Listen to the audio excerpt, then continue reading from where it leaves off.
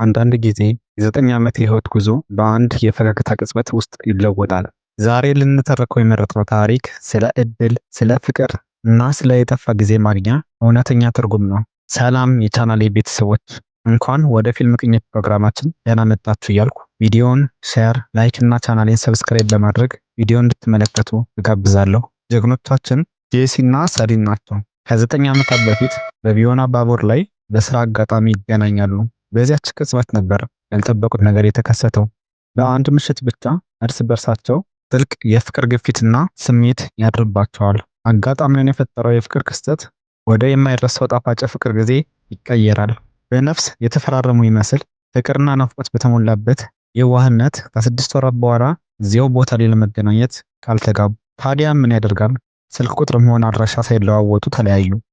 ነገር ግን ያን የፍቅር ቃል ቀጠሮ ተግባር ላይ ማዋል አልቻሉም ነበር። ጄሲ ያችን አስደሳች ግን ደግሞ አሳሳች የፍቅር ምሽት በልብ ወለድ መጽሐፍ መልክ አትሞ ለንባብ አብቅቷል። በፓሪስ የመጨረሻውን የንባብ ዝግጅት እያደረገ በመስኮት በኩል ልቡን በፍቅር ያጣቸውን ሴሊንን ቆማ ያያል። አይኑ ያየውን ነገር አመን ያቅተዋል። ታዲያ ምን ያደርጋል? ጊዜው እንደ ወንዝ ይፈሳል። ጄሲ ሊበር የቀረው ጥቂት ሰዓታት ብቻ ነበር። ይህች አጭር ጊዜ ግን የ9 ዓመታትን ክፍተት ለመሙላት የታደለች አካካሽ ጊዜ ነበረች። በፈጣን ሰላምታና በሚያምሩ ፈገግታዎች ተቃቅፈው ተሳሳሙ። ጄሲና ሴሊን ወደ አንድ ወዳጃዊ ካፌ ተያይዘው ገቡ። የቡናው መዓዛና የፓሪስ ድምጾች የፍቅራቸውን ዳራ ሆኑ። ሴሊን ጥያቄዋን በልቧ ይዛ ቆይታለች። ከ6 ወር በኋላ ለምን ወደ ቪዮና አልመጣህም በማለት ትጠይቀዋለች።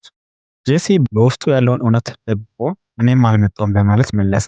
ነገር ግን ጄሲ በቃሉ መሰረት በተቀጣጠሩበት ጊዜና ቦታ ሄዶ ነበር። ይሁንም ግን መሄዱን መናገር አልፈለገም ነበር። ምክንያቱም የሴሊንን ልብ ለመጠበቅ ነበር። እሱ በእርግጥም ወደ ቪዮና ሄዶ ነበር። ከተቀጣጠሩበትም ቦታ ሄዶ ለብቻው ቆሞ ተመልሷል።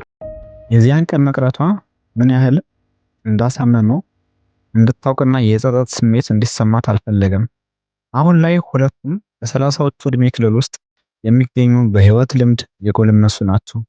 ሴሊን የአካባቢ ጥበቃ ባለሙያ ሆና ሰፊ የዓለም አቀፍ የሥራ ልምድ አላት።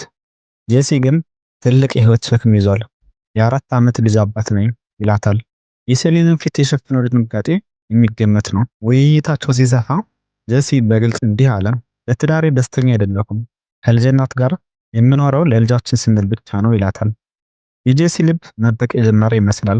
ሴሊንም በበኩሏ በግንኙነቷ ውስጥ የምትፈልገው ጥልቅ መንፈሳዊ ግንኙነት ሁልጊዜም እንደሚጎድል እናዘዛለች። በጸጥታው የአትክልት ስፍራ መንገድ እየተጓዙ የህይወትን ፍሰት ይተነትናሉ። ሴሊን እርካታ የማጣት ተፈጥሮዋን ስትገልጽ፣ ጄሲ ምኞት ከሌለ ህይወት ትርጉም የለሽ ነው፣ አንቺ የምትፈልጊው የህይወት ነዳጅ ነው በማለት አስደናቂ ምላሽ ይሰጣታል። ወደ ትዝታ ሲመለሱ ጄሲ ከ9 ዓመታት በፊት በቪዮና ፍቅር የሰሩበትን ምሽት አንስቶ ያስታውሳል። ሴሊን ግን ያንን ምሽት እንዳላስታወሰችው ስትናገር ጄሲ ድንጋጤ ውስጥ ገባ። አይኗን በትኩረት ተመልክቶ የሩምን ስም እንኳን ሳይቀር እየጠራ ያስታውሳታል። ሴሊን ያኔ ነው የሆነውን ማስታወስ የጀመረች። አእምሮዬ ህመም ሊፈጥር የሚችሉ ስሜቶችን መዝጋት እየለመደ ነው ብላ ትገልጻለች። ያ የፍቅር ምሽት ራሱ የሚያም ባይሆንም ራሱን መርሳት እናትና አያቷን ያጣችበትን ህመም ለመርሳት እንደረዳት ታስባለች። እርስ በርስ በመታየት ትዝታችን ገና አላለቀም፣ በህይወት እስካለን ድረስ ማስታወስና መለወጥ እንችላለን የሚል አዲስ የፍቅር ቃል ኪዳን አመጣ። ጄሲ መጽሐፉን የጻፈው ሴሊንን ለማግኘት ለመታከት ያደረገው የመጨረሻው የፍቅር ጥሪ እንደሆነ አረጋገጠ። ይህ የፍቅር ማስታወቂያ የሴሊንን ልብ በከፍተኛ ሁኔታ ይነካል። ጊዜው እየተፈተነ ነው። ወደ አየር ማረፊያ መሄድ አለበት። ግንኙነታቸውም ለአፍታም ቢሆን ማቋረጥ አልፈለገም። በሴን ወንዝ ላይ የጀልባ ጉዞ አደረጉ። በፍቅራቸው መጨረሻ ላይ ቆመው ሴሊን ከዚህ ሁሉ በኋላ መለያየት በጣም አሳማሚ ነው፣ ምክንያቱም ከአንድ ሰው ስንለይ የራሳችንን የስሜት ክፍል እንበትናለን ብላ ትናገራለች። ጄሲ በዚህ ተስማምቶ የትዳር ህይወቴ ከአንቺ ጋር መሆን ካለመቻሉ የተነሳ በደረቀ ፍቅር ላይ የተመሰረተ መሆኑን በሹክሹክታ ይነግራታል። ጀልባው የመጨረሻውን መዳረሻ ሲያገኝ ጄሲ ሾፌሩን ጠርቶ ሴሊንን ወደ ቤቷ እንዲያደርሳት ጠይቀዋል። በመኪና ውስጥ ያለው ውጥረት ፍቅርና ቁጥጥም የሚነካ ነበር። በረራውን ልተውልሽ የሚለው የጄሲ ጥያቄ የሴሊንን ሁኔታ ለውጦታል። ወደ ሴሊን መኖሪያ አፓርታማ በር ሲደርሱ ልባቸው እንደ መርከብ ተንገዳገደ።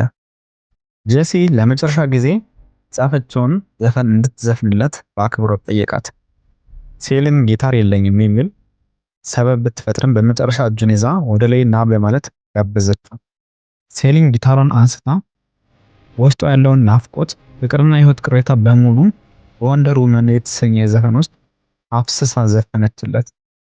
የዜማው ቃላት ጄሲን ነፍስ ነካው። ወንበሩ ላይ ተቀምጠው በሴሊን ውበት፣ በድምጿ ቅኔና በጊዜ የማይረሳ ፍቅራቸው ተውጦ ነበር። ዘፈኑ ሲያበቃ ጄሲ ፈገግ ብሎ የጊዜውን መሮጥ ሙሉ በሙሉ የረሳ መስሎ ተሰናባች ቃል ተናገረ። በረሬ ሊያመልጠኝ ነው። ፊልሙ በግራ አጋቢ ትዕይንት እዚህ ላይ ድንገት አቆመ።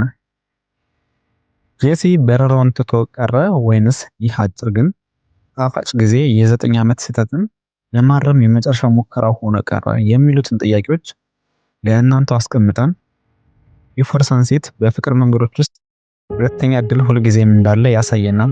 እናንተ ሲያመልጣችሁን ፍቅር ለማግኘት ትልቁን የህይወት ለውጥ አደርጉ ነበር? መልሱን ለእናንተው ትተነዋል። ታዲያ አስተያየታችሁን ኮሜንት ሴክሽን ላይ አስቀምጡልን። ቻናላችን ላይክ፣ ሼር እንዲሁም ሰብስክራይብ ያድርጉን። የዛሬን እዚህ ጋር አበቃን። ቀጣይ በሌላ የፊልም ቅኝት እስከምንገናኝ ድረስ ቸር ሰንብቱ።